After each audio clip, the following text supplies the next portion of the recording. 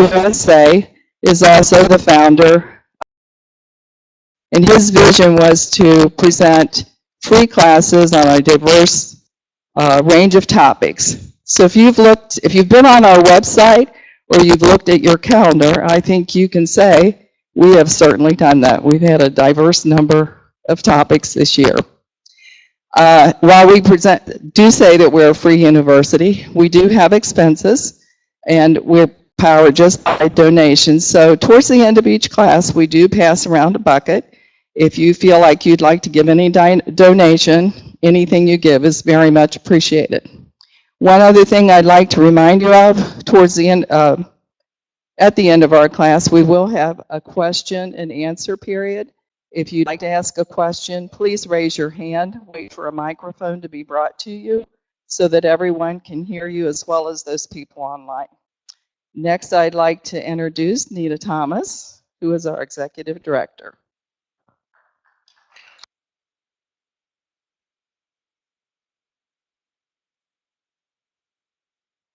Hi, and I'd really like to welcome everyone tonight. I'm really excited about this EmpowerU. And as Betty said, we're getting close to the end of our semester, so I'd like to quickly go over what is left. The one we're going to have Monday is Small Business is Big Business in Ohio. And we're going to have somebody from the NFIB talk, I think the president. And I think this is a very important session because we should all understand how important middle and small-sized businesses are in this country. And I just think this would be a good one to come to appreciate that.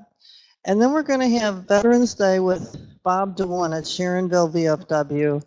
And I had the honor of meeting this gentleman yesterday. I'll tell you, this is a session you don't want to miss. He is a national treasure. He is 100 years old. He is as sharp as he can be.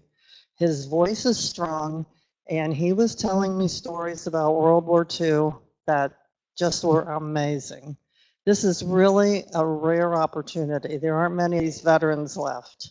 So this one's going to be really great. And Change the World is another one I'm excited about. Judge Heather Russell has a court where people come through, and sometimes young girls come through and young men who have been victims of human trafficking. So rather than prosecute them, they have a program by which they try to rehabilitate them. And this is really a great thing that she's doing. And then we're going to have the VOA Museum of Broadcasting tour, Voice of America. I believe this is their 100 there's some anniversary. I forget which one, but it's going to be really great. That one will be great. And the last one that's not on the calendar is one that came up very suddenly, was Dan's idea. It's a tribute to Tom Petty. We will have his music. We will have some interviews. We will have all kinds of things going on that night, and I think we're going to have some beer and wine. And that is our season-ending event. So I think that's a great way to end the season. So we have some, I'll give the handouts out, and then I'll introduce Dan. Okay, so does everybody have their ticket? Dan, since you're the speaker, do you want to pull this one? Sure.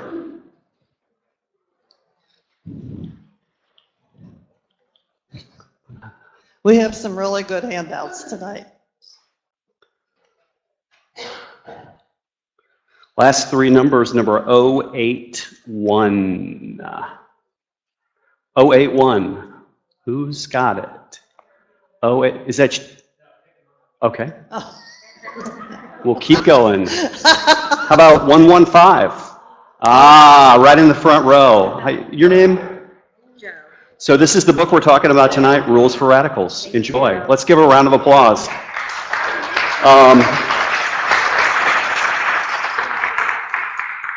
This is a little something from our friends at Visionaries and Voices, which is a studio for disabled artists, which is right on the other end of our building. And every week, about 65 incredible, great artists come in and create art here. And they're such a joy to have in our building. So it's a little fall thing from them I thought somebody would enjoy. And they've got a lot of cool gifts right out there if you ever have any extra time. Number 078. 078. We'll keep Bill going. said Dragon. Number 072. 072. We'll have to refine our tick. Are these phantom getting- people? How about 116? Oh, now, come on now. And your name? This is Marcia. Let's give it up for her. Thanks.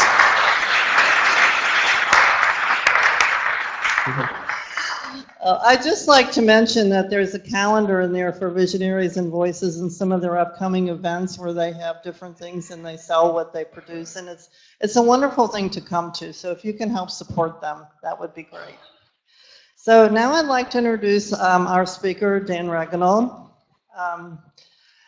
I'll read this and then I'll tell you what I personally know of Dan. Dan first became active in the government in 2003 when he became involved fighting eminent domain and helping stop it in Evendale in Norwood. In 2006, he was one of the founders of WeDemandVote.com, which successfully fought and stopped by ballot initiative a sales tax increase in Hamilton County. Later, We Demand stopped red light cameras in Hamilton County. Dan stopped that. He's a busy guy. Thank you. Dan spoke at the CPAC convention in 2008 to discuss major grassroots initiative across the United States. In 2010, Dan was one of the 3 leaders of the initiative to end Ohio estate tax, which happened in 2011. And I have to tell you, I worked on that tax, and I can't tell you how many people said you're wasting your time, this isn't going to happen. So don't ever believe that. The Tax Foundation called the repeal of Ohio estate tax one of the most important tax accomplishments of 2011. In 2011, Dan founded EmpowerU, and this is our 14th semester. And Dan is also the CEO of Frame USA in Springdale. And some of the things that aren't on here is the museum tax and music hall. Dan was the one that initiated the fight against that to separate music hall and the museum. So the museum tax did pass. And strangely enough, music hall found money somewhere else. Thank you.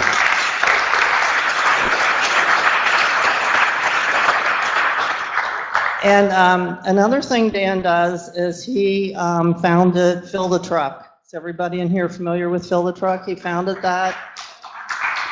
Thank you.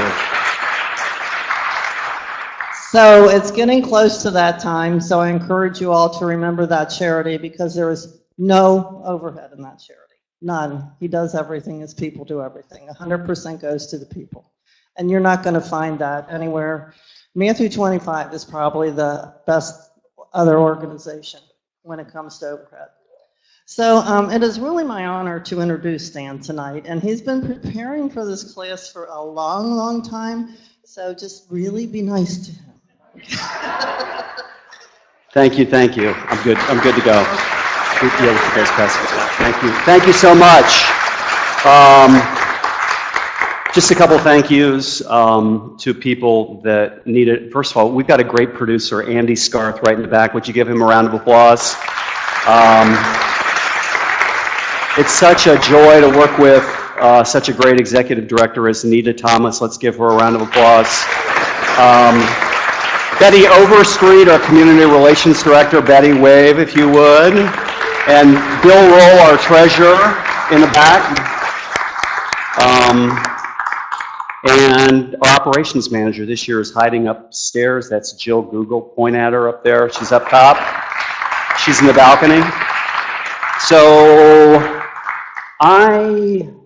this is a real pleasure for me. There's 2 people here tonight that received Empowered Citizen Awards at our last event last year. They weren't at that event, so I couldn't present them to them. These are for people that have come to more than 10 of our classes. They're people that are going to be out in the community doing things. They're the people that when something goes wrong, hopefully they're going to stand up. And I'm just glad that I have the chance to present these awards to Scott and Karen Telford. Would you please come forward? I'm going to make you walk.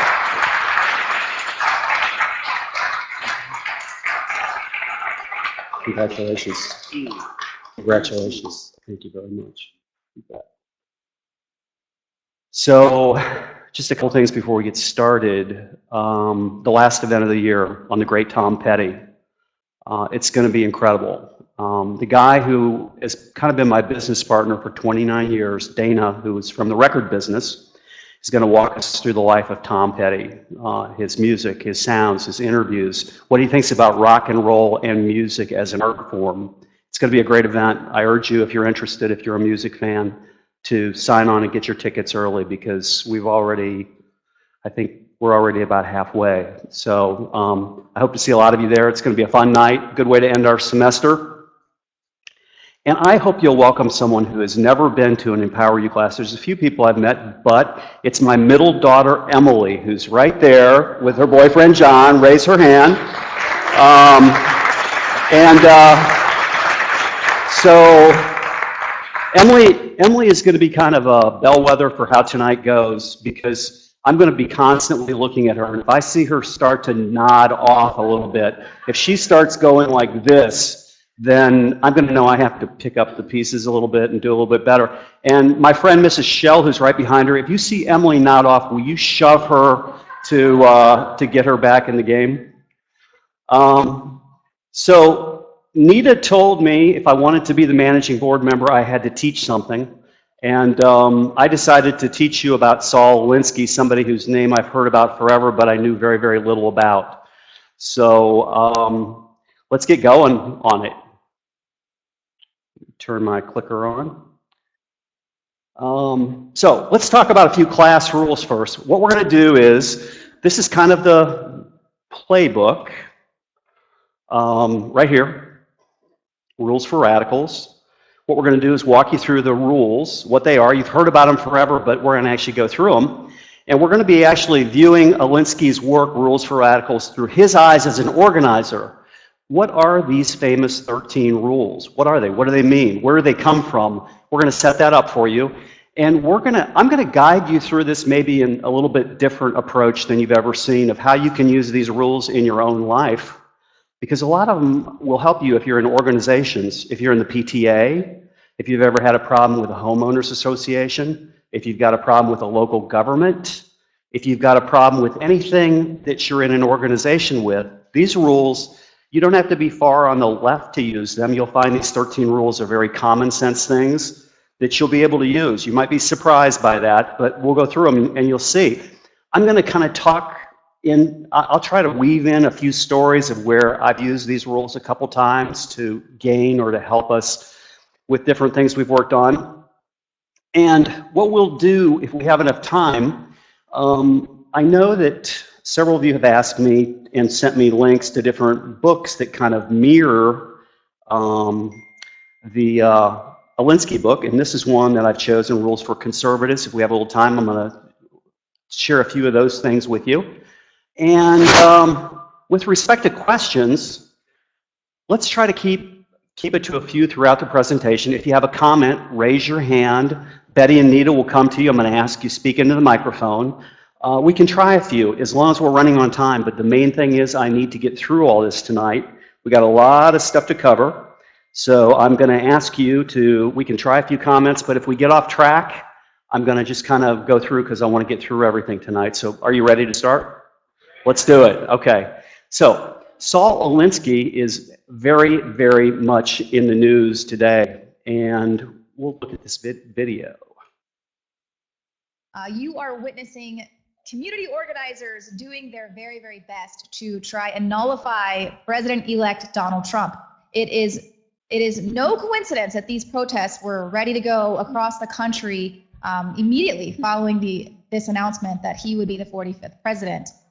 So these are Alinskyite tactics. Now, who's Saul Alinsky? We've told you about him a lot. He wrote the book on community organizing. He's considered to be the guru of community organizers. President Obama is a famous community organizer.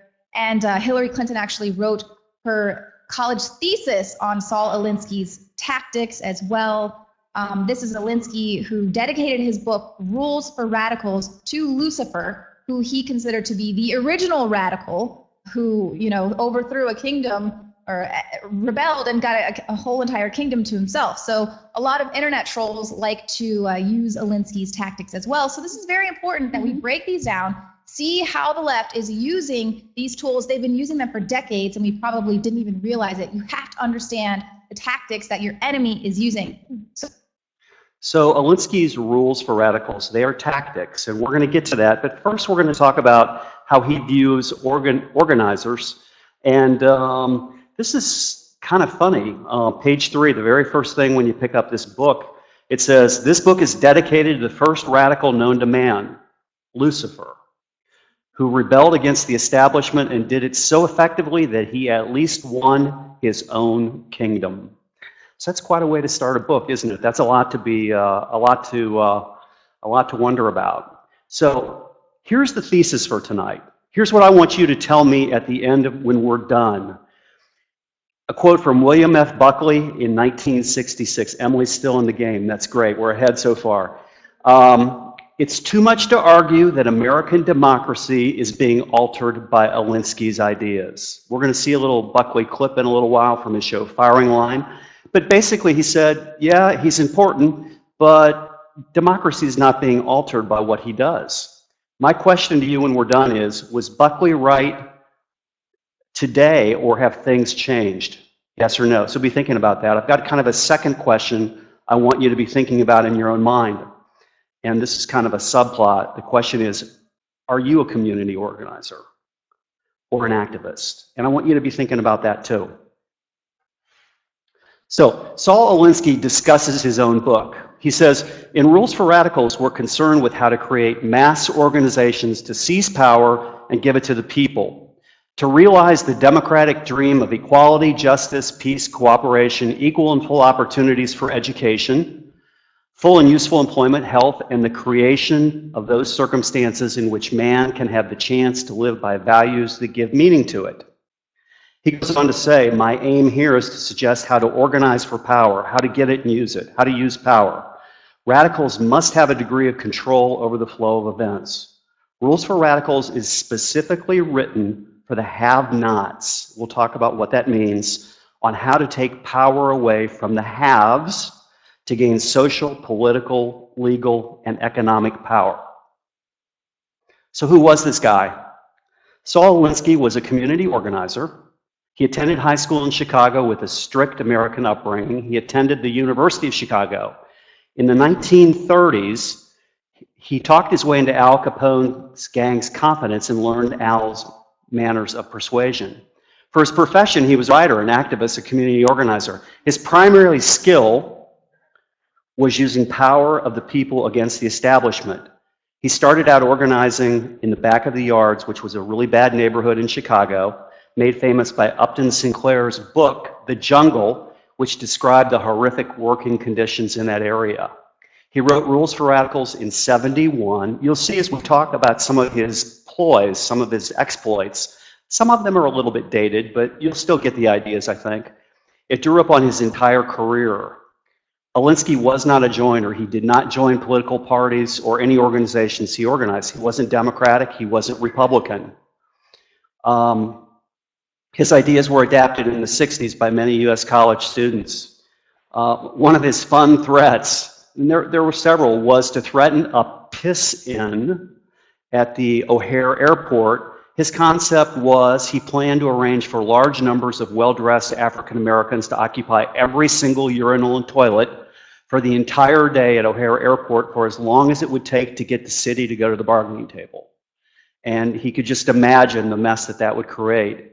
He was well known for fighting the Eastman Kodak Company in Rochester, New York, and he died in 1963 from a heart attack at his home in Carmel, California. I want you to hear a little bit of his own words, and I want you to kind of, our goal is, I'm going to try to get you a little bit inside of his head tonight. So this is an interview that goes way back to 1966. It's not long, maybe a couple minutes. His name is Saul Alinsky, and there are still many to whom the name is meaningless. But to millions now, he is looked on as a savior. And these are the so-called have-nots, the culturally deprived, the abject poor.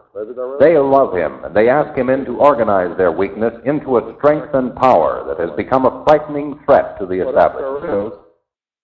I suppose, given a choice, I think I would pick hell. The reason I'd pick hell is because that's where all the have-nots are. He is disarmingly mild when you meet him, but there is an implacable ferocity about him which is directed at many forces he considers to be at the root of human suffering and misery. I'm all for it. I think our Air Force and our Army should, after they finish in Vietnam, should come back and bomb the hell out of Mississippi, you know? What would it be? Southern Mississippi instead of northern Mississippi. So we can all get freedom and equality down there, too. He has called the war on poverty political pornography and says those who run the program represent the greatest feeding trough that has come along for the welfare industry in years. There are always repercussions whenever Saul Alinsky moves into an afflicted ghetto with his industrial area's foundation, perhaps because it is felt he may get some results quicker than the established authorities, whom he ridicules for their boondoggle. He can be scornful of an entire city with one scathing comment. If you ask me one thing which Los Angeles really needed above anything else, I would say what it needs is a massive enema. He is one of the few men who appears to be absolutely fearless, especially when it comes to the constant threats he receives by telephone and in the mail. Death threats? I'll probably get knocked off. I think with all this notoriety and all this stuff that goes up, there's always some kooky crackpot who'll say, you know, I'll get national headlines by knocking them off, which he will, you know. There is no nice way of getting things changed. And it's time that a good part of our country began to wake up and live in the world as it is, rather than the world as we would like it to be. There is no nice way of getting things changed. Saul Alinsky says if you want change, change is hard work, it's dirty work, it's never easy, anywhere along the way. So everything in his book starts with the ideology of change. The prerequisite for an ideology is possession of a basic truth. What you start with, something's wrong, something that you want to change. In the end of day one, you have a conviction, a belief that people have the power to act. In the long run, they will, most of the time, that people will make the right decision. The basic requirement for understanding the politics of change is to recognize the world as it is. We must work with the world as it is on terms if we are to change it to be the kind of world we want to be. We must know that life is not a world of peace, beauty, and dispassionate reality, but as Henry James once wrote, life is in fact a battle. We must see the world as all political realists have in terms of what men do and not what they ought to do, as Machiavelli and others have put it.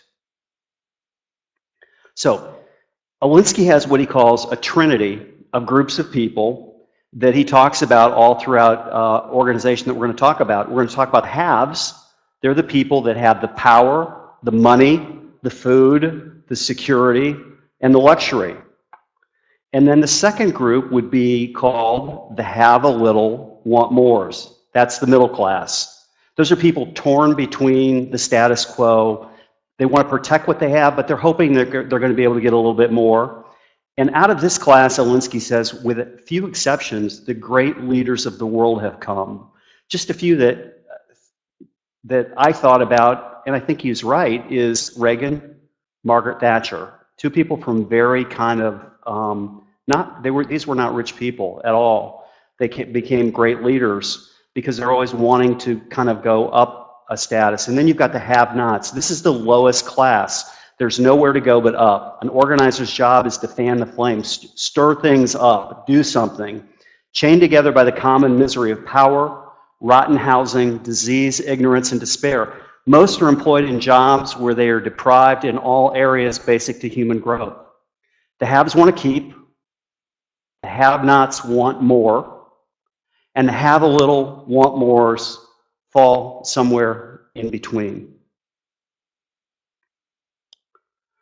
This was a fun, kind of an interesting interview that Alinsky read that was kind of captioned in that first video. Alinsky says, If there is an afterlife and I have anything to say about it, I will unreservedly choose to go to hell.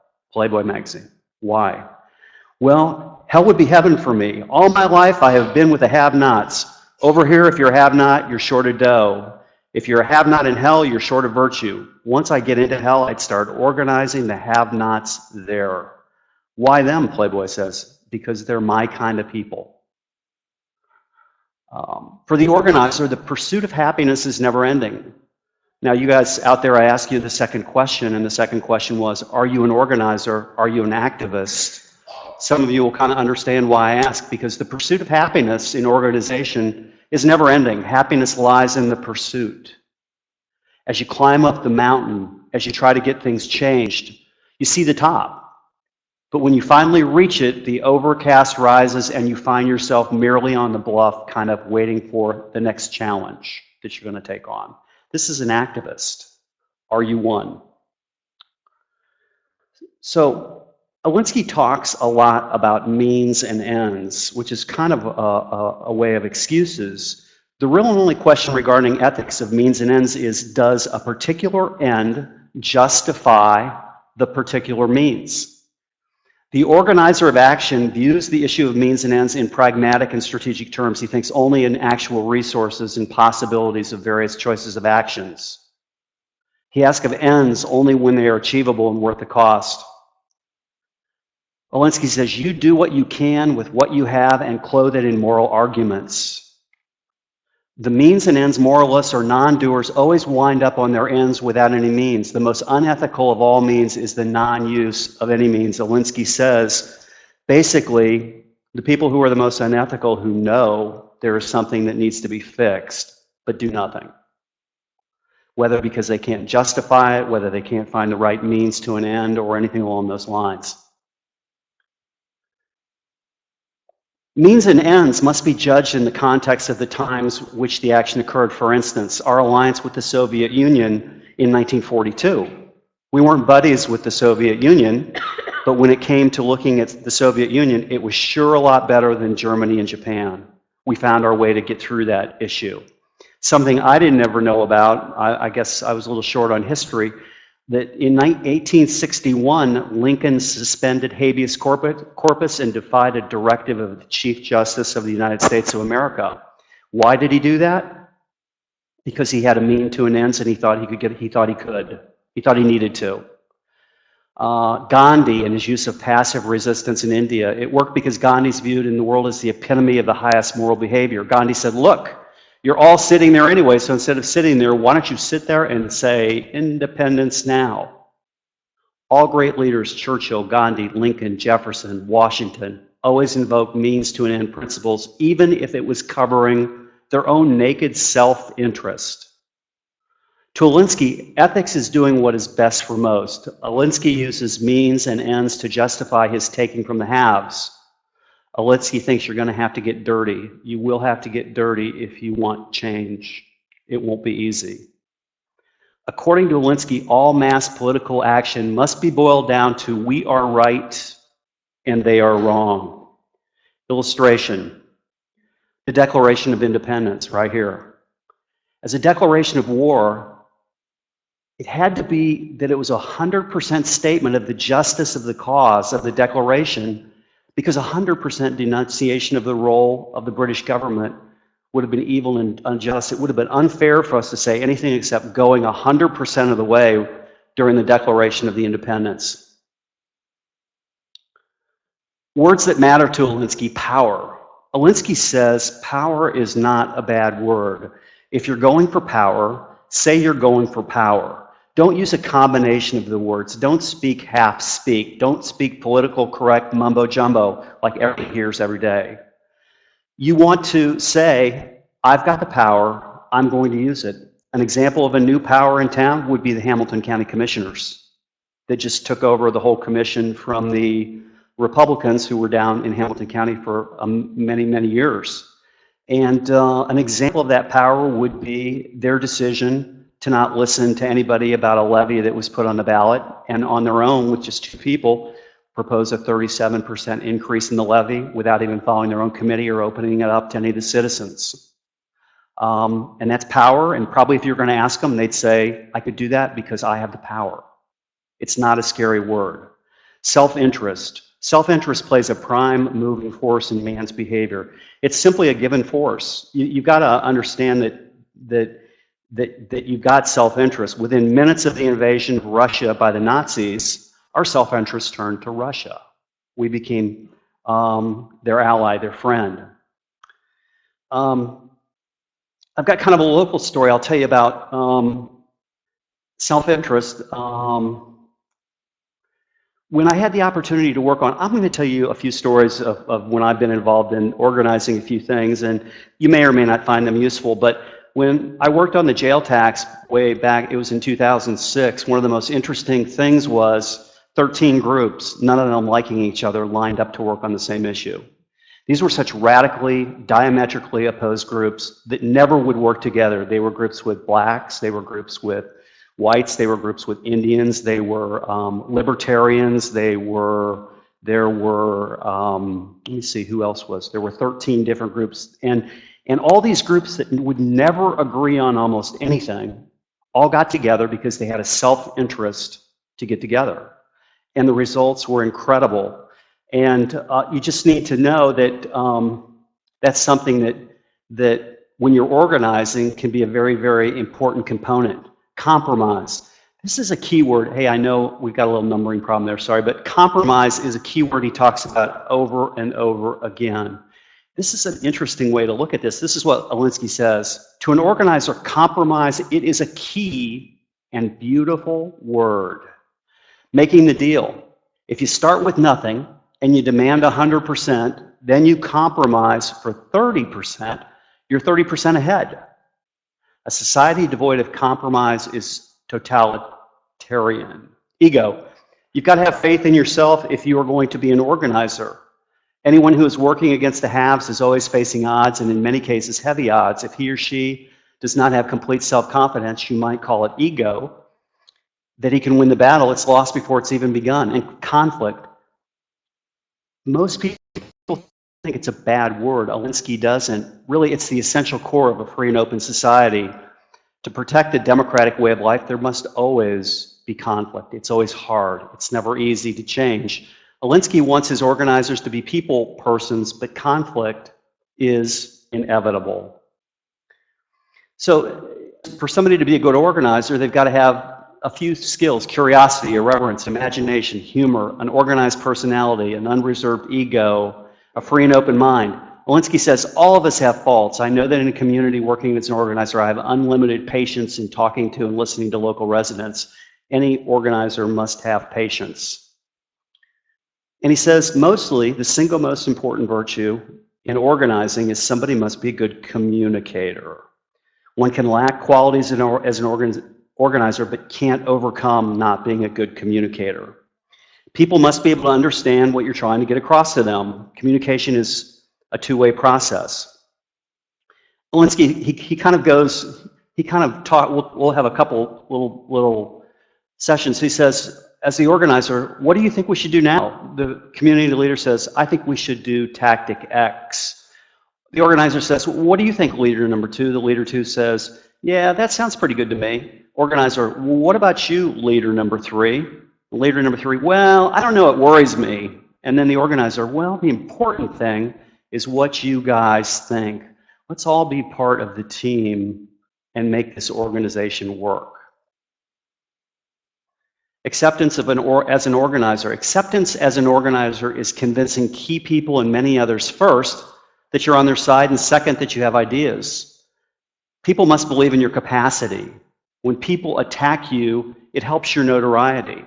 Alinsky says that when the University of Chicago attacked him, his credentials rose. Everybody listened to him more. He loved being attacked, whereas probably if you guys were like me and you were attacked by somebody, it would hurt. You feel bad about it. It wouldn't be something you liked. He loved it. Same thing when the Gannett newspaper chain and Eastman Kodak criticized Alinsky. The reaction from people in Rochester was, the way that fat cat white newspaper are ripping the hell out of Alinsky, he's got to be right. I kind of like this last statement. The organizer's job is to inseminate an invitation for himself, to agitate, to introduce ideas, to get people pregnant with desire for change, and identify yourself as the person most qualified for this person. So I've got my, we're going to play a little role game here with my my actress Melva. Would you guys all give Melva a round of applause? Come on up, Melva. Can we have the microphone?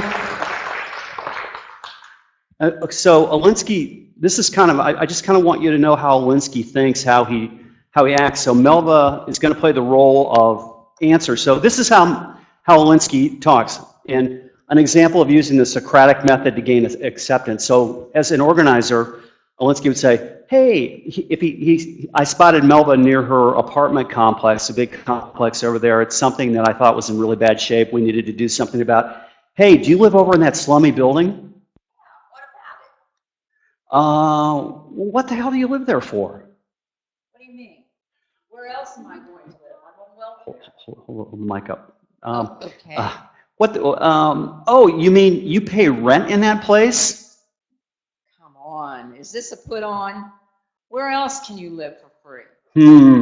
That place looks like it's crawling with rats and bugs. It is. Did you ever try to get the landlord to do anything about it? Trying to get him to do anything. He just says, if you don't like it, get out. Well, what happens if you don't pay your rent? They throw us out in 10 minutes. Well, what would happen if nobody in the whole building paid their rent? And he just leaves you thinking. Let's give Melva a round of applause. What a great actress she is. Got a little gift for you. Thank you. One of our barnwood frames at Frame USA here. So this kind of gives you an idea of how Alinsky thinks and how he tries to bring people into the organizing mold. The organizer knows, for example, that his biggest job is to give people a feeling that they can do something, that they can win, that they can take on the challenge that they want and overcome, and that while they may accept the idea their organization means power, they have to experience this idea in action. The organizer's job is to begin to build confidence and hope. And this is kind of where my message tonight might turn a little different than maybe other messages you've heard about Saul Alinsky, in that the organizer's job is to begin to build confidence and hope in the idea of an organization and thus in themselves. This is not just a message for have-nots, people that are poor. This is really a message of how you can organize and apply many of his tactics in areas of your life. First steps. The first step in community organizing is community disorganization. There can be no such thing as a non-controversial issue. An organizer must stir up dissatisfaction and discontent, kind of like Melva was talking about, or what the organizer said. What happened if nobody paid their rent? And just maybe hoping that message, Melva might go out and talk to 10 of her friends and say, hey, what about if we all gang together and just didn't pay him next month? What would he do? Agitate to the point of conflict. Organizer must create the issues. Through action, the organizer must make it clear the organization will give the people power. It's hard, if not impossible, to maintain constant action on a single issue. A single issue drastically limits your appeal. An example of this, when I had an opportunity to work on ending the estate tax in 2011, it was just kind of was a hard issue because it didn't apply to a lot of people. But it did apply to different groups, and what we tried to do was make it more than a single issue. We kept bringing in different groups. First, we brought in farms. Second, we brought in businesses. Third, we talked about how sinful of a tax it was. How could you ever take money from people that are dead? And we brought other people into the mix that the estate tax was terrible on. So we tried not to make it a single issue, because a single issue is very hard to maintain over the long term. What you're organizing is a community of interest, not a physical community, and respecting the dignity of that community is a core fundamental of organizing. So let's take a quick look And I know some of you used to watch William F. Buckley. I found this really, really interesting. Let's take a quick look from firing line. I think this lasts about 3 minutes. Was born in Chicago in 1909, will come to your town, as he has to 40 others, to organize the poor. That may mean an end to orderly traffic, might mean sit-ins in City Hall, the cultivation of racial animosities, but Mr. Alinsky claims that's the way to get the toilets fixed in the slum buildings and to bring pride and a sense of dignity to the poor people. Something like the sense of dignity which presumably Sitting Bull and his people felt after a massacre.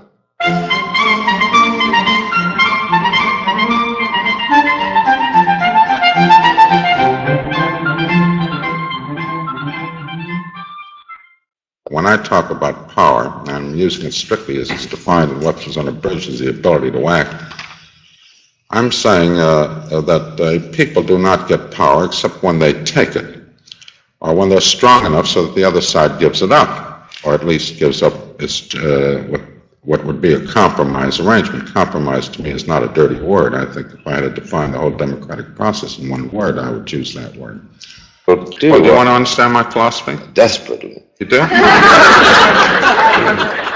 Well, then, can you sort of be desperately silent for about 1 minute or 2 minutes? All right, I'll go with you. 3. 3. All right, as far as I'm concerned, living in the world as it is, you don't have the choice of what's best. Every judgment that is made on the basis of alternatives. On that basis, I find myself totally committed to the fact that a free and open, what we call, roughly speaking, a democratic society is the best way of life that we have.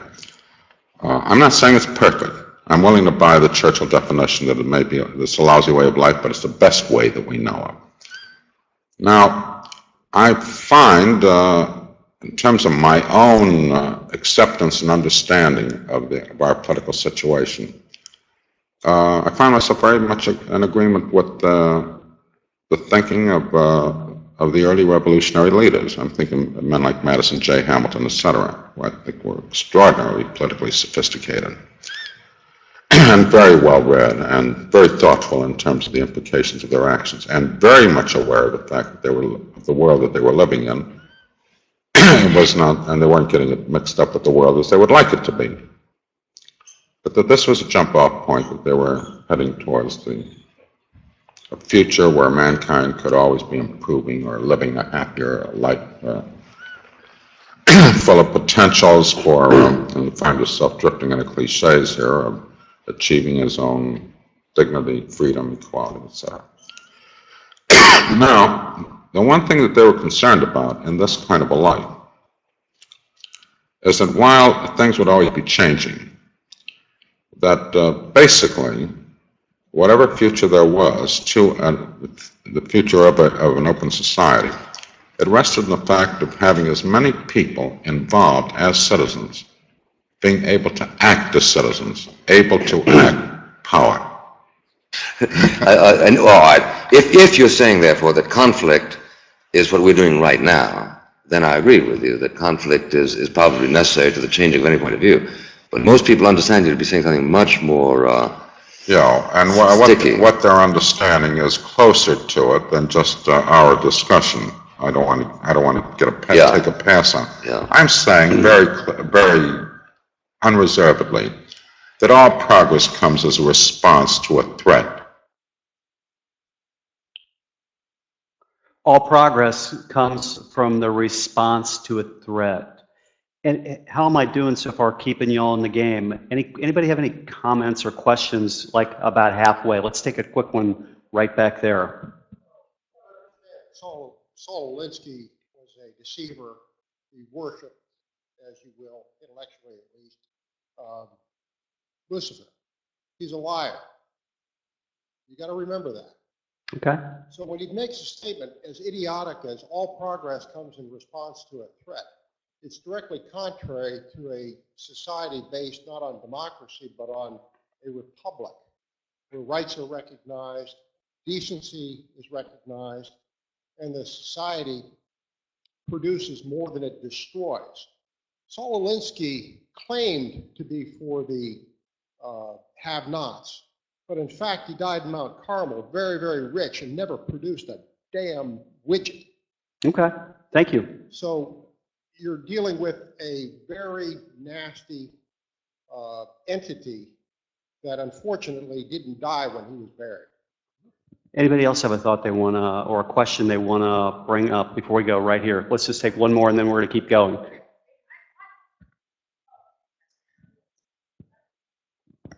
My question was kind of along what this gentleman had just brought up. It was about the idea of a few slides back about democracy. Really, if we're a republic, and a republic is really under natural law, that also applies. I just wanted to just add that in as far as his comments on democracy. Thank you. Let's keep going. We'll have time for more comments. So he says all progress comes from the response to a threat. So we're going to start getting into the exact rules. And in the back on your comment, my comment back to you would be when we talk about his 13 rules, I'm just looking at them as tactics that anybody can use, and we're going to get into those. So general rules to start with. Tactics mean doing what you can with what you have. Tactics is the art of how to take and how to give. Alinsky says all his tactics are legal. And later on in the session, what I'm going to ask you is, are the tactics that people are using for Alinsky now, are they legal? We'll get to that. General rules to start off with. If you have organized a vast, mass-based people's organization, parade it visibly. If you got a big group, show it off. If your organization's small in numbers, then do what Gideon did. Conceal the members in the dark, but raise a clamor that will make the listener believe your organization's numbers have more than it does. A great example of this organization that probably I'd say half the group has heard of is a group called COAST, C-O-A-S-T. The Coalition Opposed to Additional Spending and Taxation. If you read the Enquirer, or if you hear them on radio, WLW, you would think that this is the biggest group in all the history of man. Okay, you would think that they have groups and huge meetings, but ultimately this is a group maybe of 10 or 12 people. But the way they parade themselves and the way they talk, you think it's just such a huge group, and this is exactly what Alinsky is talking about. If you're small, make people think you're big. And if your organization is too tiny, even for noise, then just stink up the place. So, with the 13 rules, Alinsky used Hannibal. We will either find a way or make one. So, we're ready to start. The 13 rules of Saul Alinsky, the tactics that he would use to organize people. The first one is power is not only what you have, but what the enemy thinks you have. Power is derived from two main sources, money and people. Lacking money, the have-nots must build power from their own flesh and blood. Illustration, George Soros funds protests. People are being bused to protest the streets. It looks like this group, if you look at this picture, gosh, you think this group is really, really powerful, don't you? It's a tough group. But, you know, every single person there is probably being paid to do this. So the picture looks powerful. So it makes the you've got to look powerful. So what the enemy thinks you have. So that's number one. Number two, never go outside the experience of your people. This is just a 10-second little video.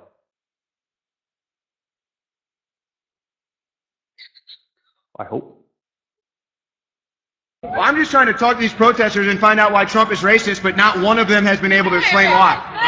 It's going to be because I would like to hear why Trump is racist other than the hearsay. I don't know. I was just told I'm not safe out here, so no offense, but I'm not going to eat your cookies. you can have them. So you don't like Donald Trump, ma'am? They have You like Donald Trump? walnuts and cranberries and white chocolate. I'm not going to eat your cookies. When an action or tactic is outside the experience of the people, the result is confusion, fear, and retreat. These people have no idea why they were protesting at all. They're not even in the game. So when Trump was elected, you all remember there were all sorts of protests that sprung up instantaneously, and this is an example of if you're organizing, make sure your people know, you know, what you are organizing, or it can look pretty stupid. That's number 2. Number 3, whenever possible, go outside the experience of the enemy. Try to cause confusion, fear, and retreat. When General Sherman, a general for the Union Army in the Civil War, cut loose on his famous march to the sea, he had no front or rear lines of supply. The South was confronted with this new form of military invasion, which reacted in confusion, panic, terror, and collapse. That's one illustration. This other illustration, I'll just share this story that Nita was so kind in her introduction to me when we talked about the music hall.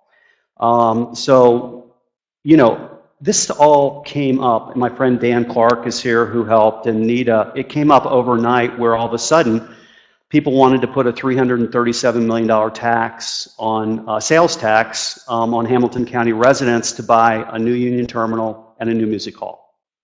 This thing came up so fast. It had so much support from all of the arts-related people all over Hamilton County. So it all boiled down to one meeting at the Sharonville Convention Center. Nita was there, Ed Bell was there, and the arts community bussed in 600 art supporters to Sharonville, the Sharonville facility. There were, I think, 8 of us that were against the plan. Maybe 10, 2 who didn't speak. I think 8 of us spoke. Every single person got up and just, when I drove in that day, I saw my neighbors out in the car and they said, please tell me you're not going to be against this. That would just be the worst thing. I couldn't be your neighbor anymore. And it was like that, 600 to 8. And what we did was kind of a tactic. I had no idea it was, but these are 600 art people that knew how to play violins and knew how to go to symphonies and knew how to love the arts, which is great. But what we did was we brought in charts and graphs and numbers. And when we got up there with these charts and graphs and numbers, all these arts people looked at us like we were just out of our freaking minds. They had absolutely no idea what we were talking about, and they just, even the commissioners, except for Chris Monzel, who was a rock, they just kind of looked at it like, well, what do you mean? So they had come up with this plan that everything was going to be paid for by the taxpayers, and we said, well, let's have a bunch of people pay for it. And they just looked at us like we were nuts. What we did, and I didn't know it, was we took experience level. Okay? We created confusion. They never recovered. Okay? It was wonderful. Didn't know it was an Alinsky tactic. Yeah. Yeah, we're going to get a microphone to you.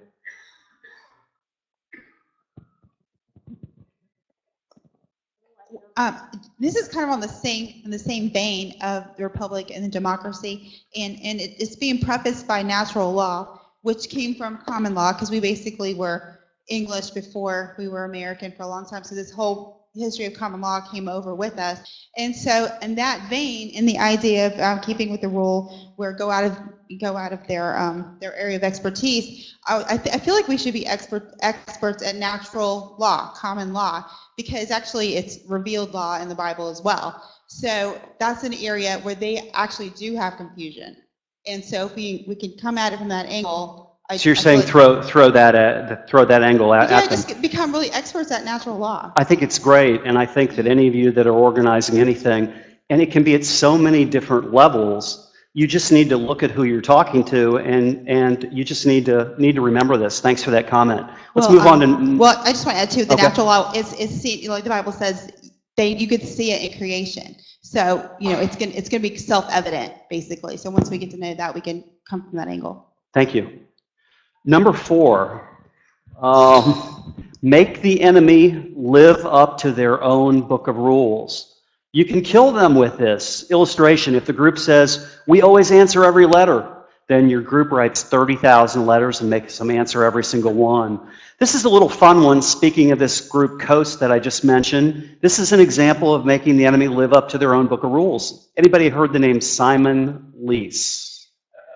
Okay, he's the one that this new jail was being built in effigy of, and he wrote 1,071 letters telling every employee in Hamilton County they had to vote for the new jail. Some of you may remember this story. This guy named Jeff Capel, who's the guy who's fighting, he's called the no stadium tax guy. He doesn't want any more stadiums to be built. This guy, Jeff Capel, found out about it, and he went to, I don't know if he went to the commissioners or not, and said, listen, he by law cannot send out that letter to those 1,071 people. You've got to let me send out a letter to 1,071 people telling them what I think too. And sure enough, they said, you're right, we have to do that. And Jeff made the enemy, well, I don't know about enemy, but made them live up to their own book of rules. It's an important rule. Number 5, this, if you saw this in my video, this is the one where when you hear somebody saying, well, he's a racist, I just want you to say, hey, nice job with Alinsky's rule number 5. Way to go, man. You are on top of your game. I just want you to say that because I'm tired of it. I'm tired of it. But Alinsky says it over and over again. Ridicule is man's most potent weapon. And let's face it, there's a lot of people listening to that. It's almost impossible to counterattack ridicule. Also, it infuriates the opposition who then react to your advantage. You know, we can talk about Trump, and kind of the local case I'm going to talk about is this same group.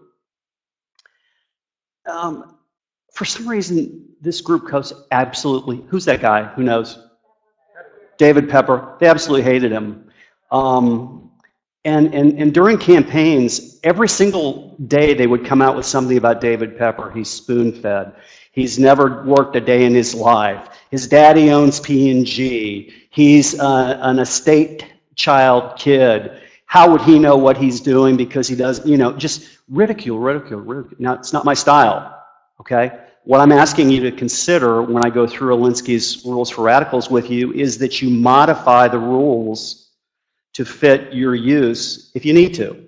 If you ever find yourself where you're trying to fight something or be an organizer, ridicule is not really my deal, but I could use a couple of these other tips so far. But I want you to remember, say number 5 next time you hear it. A good tactic is one that people enjoy. If your people are not having a ball doing it, there's something wrong with the tactic. Illustration, petitioning. There are many people that I know, one of them isn't here tonight, who they really, really enjoy petitioning. It makes them feel like they're taking government in their hands. Most of those people really enjoy that tactic. But it's important that your people are not having a ball organizing. This is an example.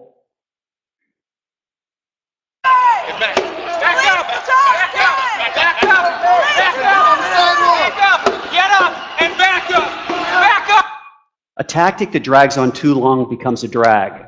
How long do you think you could do that? How many of those sessions could you go to and fight like that and think you were having any fun changing anything? Be pretty tough. Be pretty tough to do it. So you got to remember that when you're organizing. It can't be just terrible every minute you go to, oh my goodness, I've got to do that again.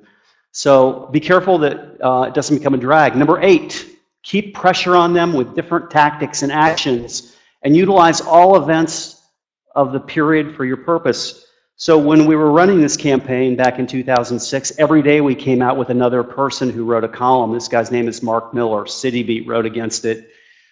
We had this guy, Michael Patton, who was a libertarian, write against it. We had the Hamilton County Treasurer. And each day, we brought out a new person, blasted it, and it really gained momentum. And it was our way of keeping pressure on with different tactics. We even had this guy, I think he's this guy right here. Can anybody see who that is? Anybody remember the group 98 Degrees? I know somebody does. My daughter does. There's a guy named Justin Jeffrey. Ever hear of him? He even wrote a piece for us. So every day we tried to keep the pressure on with some new announcement, and the campaign was only 30 days. So it was a manageable period of time, but every day it looked like we were escalating with people from different sides of the agenda. Keep the pressure on. Number 9. The threat is usually more terrifying than the thing itself. Illustration, the Rochester Symphony and the stink bomb. We're going to come back to that. Illustration, Trump's going to start a nuclear war. What I heard yesterday was there a commercial, and the guy said, you know, this guy's mentally ill. You've got to impeach him. And illustration, Harry Reid. Anybody remember that guy? Mitt Romney didn't pay any taxes. A complete lie. It was a threat, a kind of a threat. It didn't mean anything, but it kind of worked. It was a week before the election. Number 10, maintain constant pressure upon the opposition, never let up. It is this unceasing pressure that results in the reactions from the opposition that are essential for the success of a campaign. Illustration again, the music hall campaign. When we introduced the second plan, it confused them. Reaction brought parts of the second plan into play, and then it was brought over and over again up by the media, discussed at meetings everywhere. It changed the whole narrative. Number 11, anybody know who that guy is? That's Bob Corker, a senator from Tennessee. If you push a negative too hard and deep enough, if an organizer pushes a negative hard and deep enough, what it will do is break through into the counter side. You'll cause your opponent to make mistakes. They'll be so upset that you're attacking them, that you're ridiculing them, that they'll do something stupid. And this guy kind of under pressure, you could call Trump an organizer, whatever you wanted to, he got attacked so much he kind of broke. What happened? He quit. He's resigned from Congress. If you push hard enough and deep enough, it will break through to your opponent. Number 11.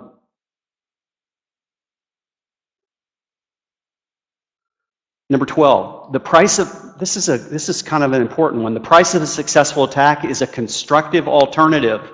You've got to be ready that if you attack somebody, that they might come back with something way out of left field at you, that you're not even thinking about. This happened to us when we were trying to end Ohio's estate tax. We thought we were doing great. So all of a sudden, you guys know who Bill Seitz is. Well, he's from Green Township. Townships are not allowed to get any income tax. They don't have a lot of funding for their townships. He was really against this. The nice thing about Billy, he would write me anytime, talk to me, call me on the phone, but we had this campaign going. It was going really well, and all of a sudden he said, they came out and they said, hey, listen, this estate tax thing is pretty good. You're right, we shouldn't tax people when they die, but really the only people really getting hurt by this are the farmers. Let's not do the estate tax. Let's just, any farm over 5 acres, let's do away with the estate tax for them, okay? We had no idea it was coming. We weren't prepared for it. And then they provided a second attack, which was the townships all came out one by one. Every township, there's a bunch of them. There's how many are there? They all came out one by one and said, if you take away the estate tax, we're going to have to lay off firemen and policemen, and the communities are not going to be safe, and there's going to be murders and mayhem. We weren't prepared for it. So the message is, if you got something you're trying to organize, be prepared. And the last, number 13, the last rule, pick the target, freeze it, personalize it, and polarize it. The target can't be something abstract like City Hall. It's not possible to develop the hostility against it. Alinsky's illustration is John Lewis, the leader of the CIO labor organization. He never attacked General Motors. He always attacked the person, the president, the face, somebody he could ridicule, somebody that he could put in his place. So those are the 13 rules for radicals. We'll come back with that and get your questions in a little bit. I'm going to say the threat is almost more effective than the tactic itself, but only if you are so organized that the establishment knows that you have the power to execute the tactic and that you will. You can't bluff much. I'm going to let you read the example as you have time. So the key thing here, if you're going to organize something, Alinsky kind of said, you need to have fun. You need to brainstorm. So this is one of his crazy ideas. This one is kind of a crazy one. Alinsky once suggested that they buy 100 seats for Rochester's symphony concert. The Rochester Symphony was the pride and joy funded by the Eastman Kodak Company. He would select a concert in which the music was relatively quiet. 100 volunteers would be given tickets, would first be treated to a 3-hour pre-concert dinner in the community in which they would be fed nothing but baked beans, and lots of them. Then the people would go to Symphony Hall with obvious consequences. That is a messy situation there. On tactics, you have to use what you've got. So let's examine this baked bean tactic. This is Alinsky talking. First, the disturbance would be utterly outside the experience. Nobody would be expecting that to happen, which was expecting the usual stuff, mass meetings, demonstrations, confrontations, parades. Not in the wildest fears would they expect an attack on their prized cultural jewel and make a farce of the law, for there is no law and probably never will be banning natural physical functions. Nothing the police or law could do about it. People finding out would just think it was so funny, and it would make the symphony look ridiculous. So the comment I make to you here is, if you're organizing or if you're an activist or you're getting involved, brainstorm. Come up with interesting things. Use these rules as a playbook. There's a lot of good rules that will work for you, I think. But you've got to structure it to your own personal kind of system. Okay. This is another example of Alinsky. It's a busy Saturday shopping, a huge department store. Alinsky's plan: get 3,000 black people dressed up in their church-going suits and dresses. The idea was that they'd all be placed on the main floor, all arriving at the same time. This is a legal tactic. They would stay there until an hour before closing. They wouldn't buy anything.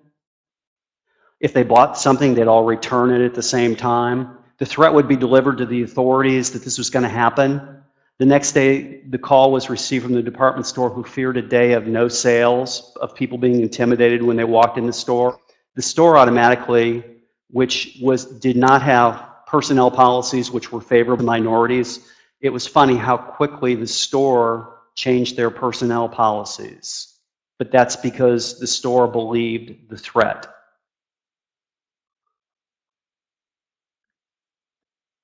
The haves possess, or in turn are possessed by power. They're obsessed with the fear of losing power. Haves do not want to lose power. Applying Alinsky's power tactics proposed would be, Alinsky says all his tactics are legal. But he believes they're unexpected, hard for the establishment to deal with. They perturb the enemy. A response is unreasonable, and the quickest way to make an issue is to polarize it. He says the haves are possessed by power and they're worried about losing it. And he says haves will work against haves. So, illustration. You've got a rich guy that comes out and says, a rich have comes out and says, oh, those businesses don't need a lower corporate tax rate. What we really need is to eliminate the highest individual rate. It's just haves working against haves. If you can get that dynamic into play, you can make concessions. Time and tactics, it's critical. Once a specific tactic is used, it ceases to be outside the experience of the enemy. You get one shot at a tactic. So what is the way forward according to Alinsky? It's kind of similar to where we're at today. 71, so the book was written, how many years is that? 46 years ago, is that right? I hope. Organization for Action will now and in many decades center upon America's white middle class. That's where the power is. It's kind of, this is now.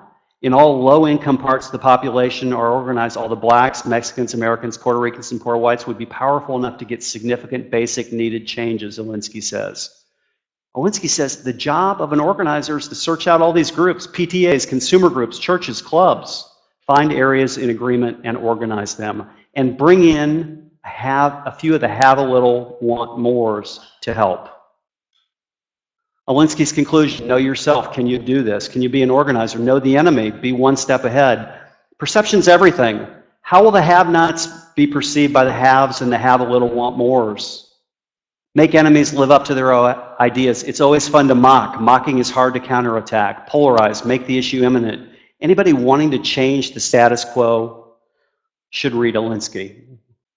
So, how does this help you or your organization, these 13 rules? Your organization can be a have-not. How many organizations are started with one or two people that have no money, no power, nothing? So an organization can be a have-not. This is not kind of what Alinsky wrote about have-nots, but I believe his rules lend themselves to organizations. An organization can try to grab for power by organizing. If you can use the 13, and what do you learn from organizations? What I want you to learn is that if you have a problem in your PTA with the books that your school's teaching, you hate them, you think they're all the wrong books, history, the history's bad, and you want to start an organization, but you're not good at communicating, then Alinsky's rules tell you, you better get somebody who can communicate to help you. And that's what I want you to take away from this. It can allow you to use the 13 tactics to be successful. It can learn to communicate, help you learn to communicate more successful. It can help you bring more people into the fold, have-nots, haves, or have-not wants more. Or if you use the tactics to overturn an advantage or a disadvantage, these tactics that Alinsky offers, they transfer very well to social media. Choose the tactics that are most aligned with your beliefs. Your organization can help with the success. I want to talk just for a few minutes about rules for conservatives.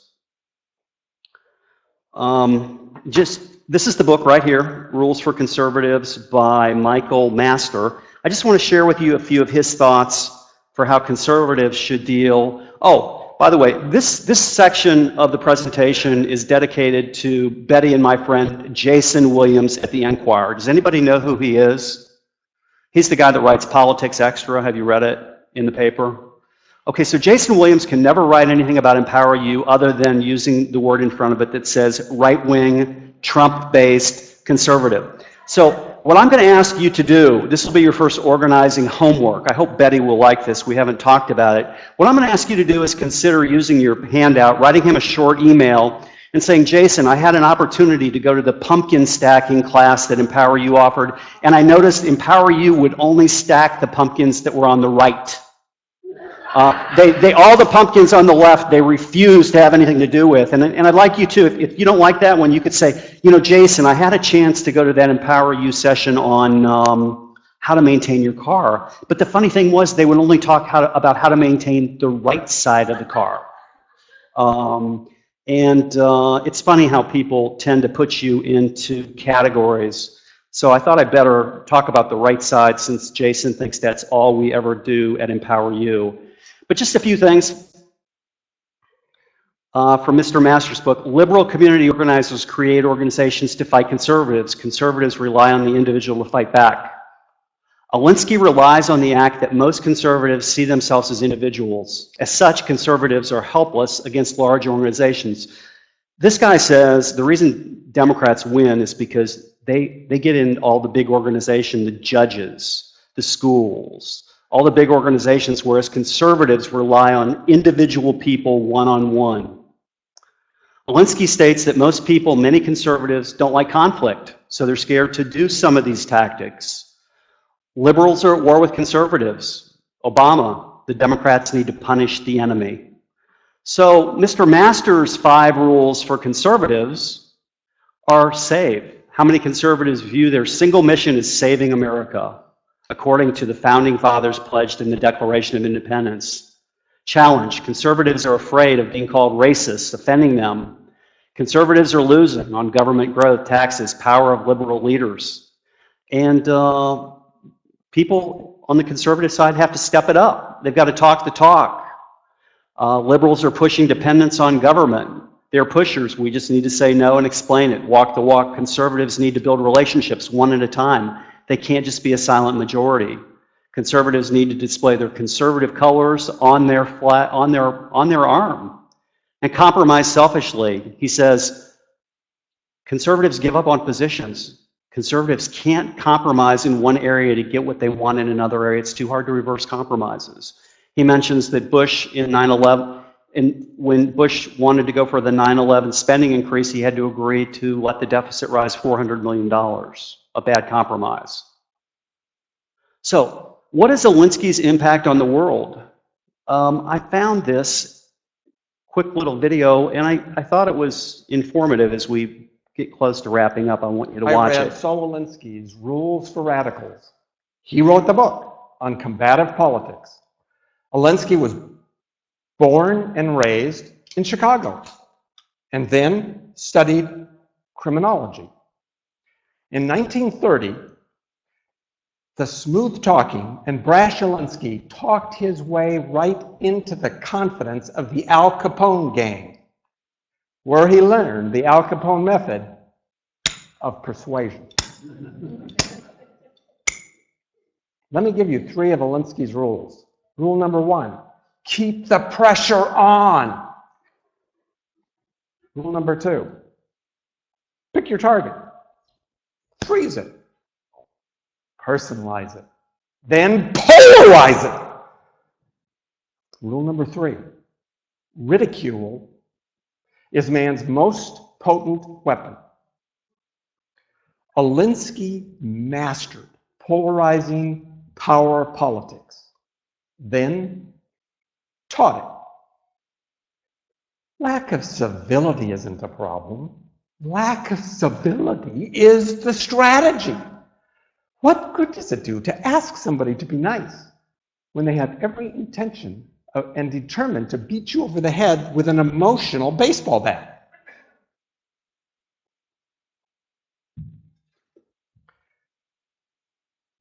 "3,000 years ago, Solomon said, hatred stirs up conflicts, but love covers all offenses." Maybe we should learn something from this 3,000-year-old sage whose name means peace. Public policy will always have disagreements, but all ideas must be expressed, evaluated, circumstances considered, and then the best solution chosen. This can't happen in an environment of constant pressure and polarizing ridicule. So Alinsky, then versus today. Much has changed in today's level of organization. There's a real difference in what's going on in the world today as opposed to baked beans, piss-ins, gum throwdowns, retail store shakedowns, and what's going on today with groups like Occupy Wall Street, Black Lives Matter, Antifa. It's almost like Alinsky, that people have taken Alinsky and put him on steroids to a completely different new level. My question is, would even Saul Alinsky have taken it as far as it is today? I don't know. My conclusion, I think you have to call him a great activist, a community organizer. He's just a guy who wrote a book. I know everybody's got so many different kind of variations on him and, you know, Hillary Clinton and all that stuff, but he's got a lot of rough edges, but basically he was a good activist. He's told us some tough truths, nothing's easy. He's come up with common sense rules that obviously work. For whatever reason, I don't know why, the Democrats have used these rules more than the Republicans have.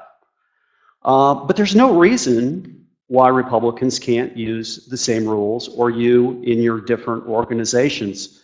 You should use these rules to help you in whatever, whether you're fighting the school board, your condo association, increased taxes, or too much government. Use the rules on a sliding scale to coincide with your personal style. Do you have an aggressive style? And then you'll use those rules more aggressively. If you have a less aggressive style, then slide down and use the rules that apply to you. Many people have been using Alinsky for a long time. In some ways, you should too. So, the thesis for tonight was William F. Buckley, who said, "It's too much to argue that America's democracy is being altered by Alinsky." And before we open it up for a few questions, comments, I'm going to pass out a form for you, and I'm going to ask you if, in fact, you think Alinsky has changed democracy, and you're going to answer yes or no, I hope, and give this to Nita when you walk out the door. And then tomorrow, on our website, right there, I'm going to tell you how many people in the group think that Alinsky has changed the scope of democracy forever. And there's also a second question on here. Are you a community organizer? Which I hope you'll answer. So could I get a couple people to help me pass these out? Would you take your side, and would you be able, would you be able to help me pass outside? So let's move on and let's go to your questions and your thoughts. We've got a few minutes. Please raise your hand and we'll get you, Melba. Once you pass out, we'll make sure we get you right down here in the front. Nita, we can go.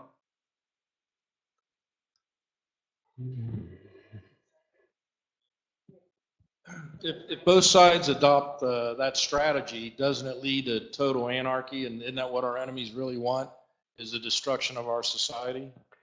Maybe. I don't know. That's a hard question, but we've got one side pushing it so hard. And like I said, you can use the rules to kind of your own personal agenda. I don't know if we want, no, I don't want either side doing what they're doing, but I'm not sure we have the ability to control what one side does at all. Yes. I've actually noticed that Trump uses a lot of these tactics. Good point. And very good point. He's almost an Alinsky guy, I think. Yeah. Yes, and how many would agree with that? And instead of being Well done. promoted like most liberals are promoted for using these tactics, like say Hillary, who's actually used the same tactics herself, and Obama, who's used the same tactics. When Trump utilizes them, he is mocked and he is put down for them and made to look bad. I'm just wondering, is there any way to maybe negate that? I think his way is just more tweets, right? Is that it? I think we have a question right down here, Nita. Very good observation. Thank you for that. Here comes a question.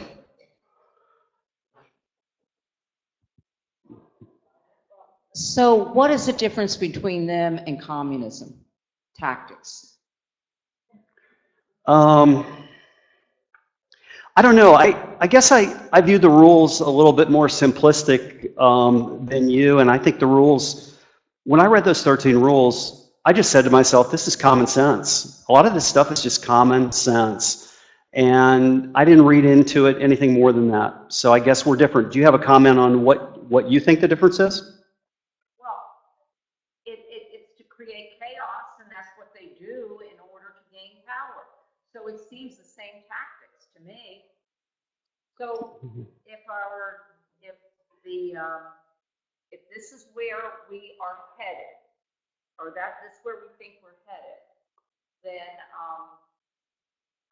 it's just an easy way to destroy freedom. That's all it is. I think the one thing that you're relying on is that everything is so far, extreme. And some people that are using the tactics, like some of the ones we use tonight, I don't think they're extreme at all. I don't think they're anywhere close to anarchy or anything along those lines. It's all based on where you're at on that aggressive, non-aggressive. Question. I was just wondering if anybody else has read any David Horowitz. His Art of Political War talks about how to counter these kind of tactics, and a lot of it is to use these tactics. Good point. Yeah, and I had a video of his. I kind of ran out of time, so thanks for mentioning that. So counter the tactics with the tactics, which really is kind of what I'm telling you to think about doing. We can't change how these things are we can't stop Occupy Wall Street. It'd be nice if our police did. So, we're kind of left with having to, make a decision. What are we going to do? Question, comment. Any other thoughts? Yes, Nita. I have an observation, I guess. It seems like the haves now, and I'm referring to the media as the haves, they're using Saul Alinsky's tactics. But I think that a lot of people, the have-nots, are pushing back with social media. And I think we're doing a lot of things with Saul Alinsky's ideas on social media, not even realizing that we're doing it. We're organizing across the country. I watched the press conference today on Facebook. There were so many people commenting on that. And it was truly amazing. So I think there are a lot of ways we can utilize these rules. Thank you for that comment. I think you're right. Other comments, please raise your hand. Right here, Betty, right, this gentleman right here. I'd just remind you of a saying that I'm sure everybody here has heard, but democracy, of course, is two wolves and a lamb voting on what's for lunch. And so as far as, I'm not sure what American democracy is. That's a good point. Thank you. Right up here for Mr. Bowman. Sure, yeah, go. Maybe abusing the privilege here twice in one night, but Alinsky operated within the milieu of a organized crime gang, and they had button men running the streets. They'd import talent from St. Louis or Chicago or other cities. They killed people.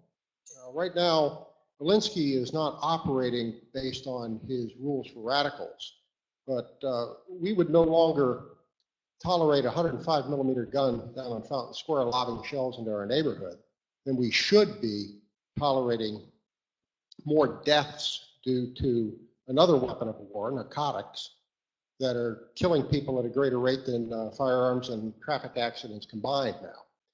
These people that we're up against kill people. They destroy families and they steal on a massive scale. And unless we're willing to follow Frederick Bastiat's observation that law is force, we can use Alinsky's tactics, but against us will be used force. And I saw that over in Coleraine over the summer with the stationing of 6 to 8 police officers to keep a crowd of their own constituents from saying bad things about trustees. We've got real problems now, and we're taking too many casualties to really just sit and count. I want to make it perfectly clear that I'm a lot of what you said about him is true. He's not a great guy, but what I'm here to do tonight is to teach you his 13 rules for radicals, what they mean, what you can decide to use or not use if you choose to. I'm not sure we're going to be able to choose what the left is going to do if that's who you want to choose. But what I'm doing is giving you a little bit of a toolkit, like number 5. I want you to remember that the guy in the video said number 3. It's actually number 5 that you can use if you choose to go against. And we're going to have one last comment. And Mr. Bowman was kind enough. He got me started on this by lending me an hour-and-a-half video on Saul Alinsky, which anybody who would like to see it, you can email me at info@empoweruohio.org, and I will lend you the video. It was great. Last question. We've got one question online. Can we take that? Yeah, sure. 2 questions, and then we're done, because we have to be. Ken. First, thank you very much for picking up the baton on this. You definitely put a lot of time and effort, and I think everybody should give him a round of applause. Thank you.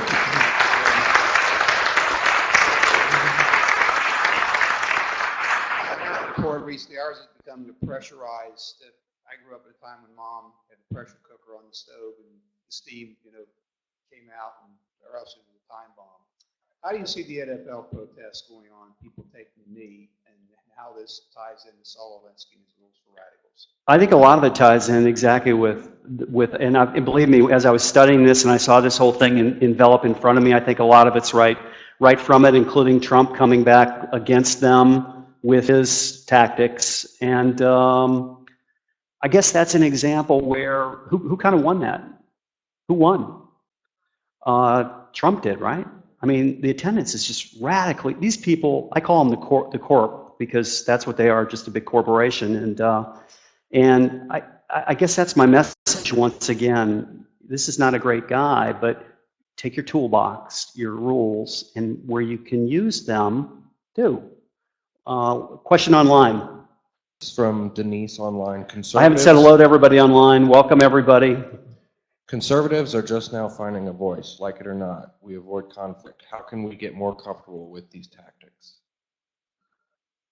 Oh. That's a tough one. And who was it? Who was the person online? It was Denise. Anybody have a comment they want to give to Denise?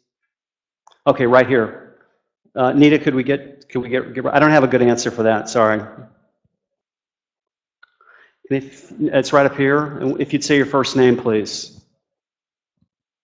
My name's Gary. Right. And I think maybe easier said than done, but just keep it ethical.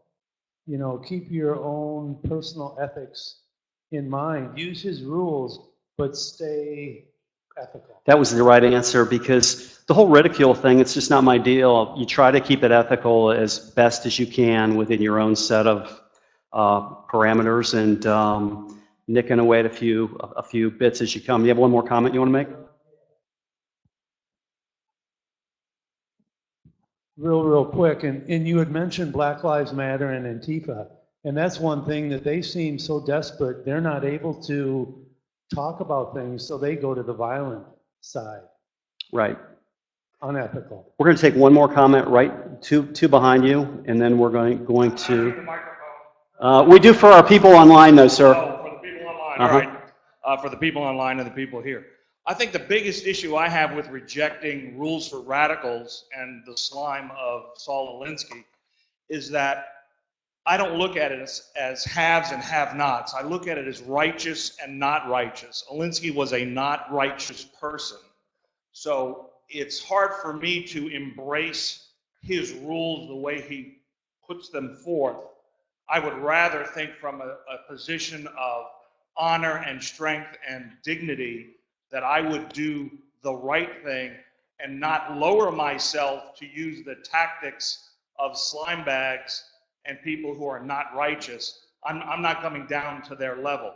I'll find another way of using some of his rules for radicals. I'm not a radical, but it disgusts me, the concept of haves and have-nots, because he was not a righteous man.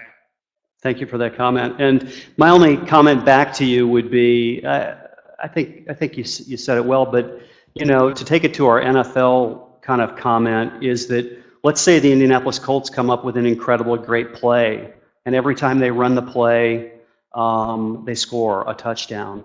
And so if I'm on another team, I'm going to be kind of looking at that play, and I'm going to see what they did, because I might want to use it in my own arsenal. And that's what I'm talking to you tonight, a little bit of a playbook with tactics. So just got one last thing before we end. This is the book I didn't have enough time to spend. If anybody would kind of write a little blog, a couple paragraphs about tonight's session, what you thought, you could say it was good, bad, right, wrong, terrible, then you get this book. Just send it to info@empoweruohio.org. I'll send the book to you. And we're trying to publicize our blog, and we'd love to put what you thought about the class up there.